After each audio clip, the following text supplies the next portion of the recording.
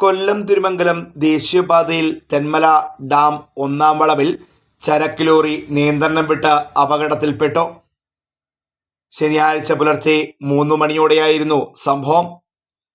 വളവിറങ്ങി വരവെ നിയന്ത്രണം വിട്ട ലോറി പാതയോരത്തെ സംരക്ഷണ ഭിത്തിയിൽ ഇടിച്ചു നിൽക്കുകയായിരുന്നു. ആന്ധ്രയിൽ നിന്നും കൊല്ലത്തേക്ക് അരിയുമായി വന്നതായിരുന്നു ലോറി. വളവ് തിരിയുന്നതിനു പകരം ലോറി റോഡിന്റെ സംരക്ഷണ ഭിത്തിയും തകർത്ത് മുന്നോട്ടു പോയി.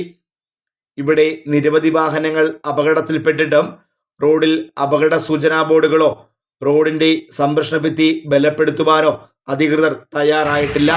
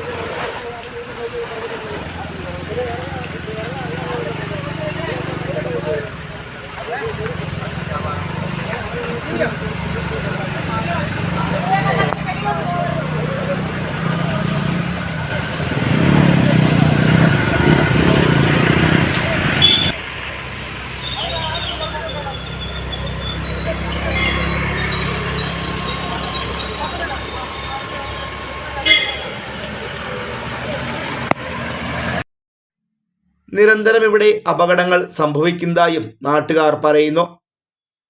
ഇടിയിൽ ലോറിയുടെ ക്യാബിനുൾപ്പെടുന്ന മുൻഭാഗം പൂർണ്ണമായും റോഡിൽ നിന്നും പുറത്തേക്ക് പോയി.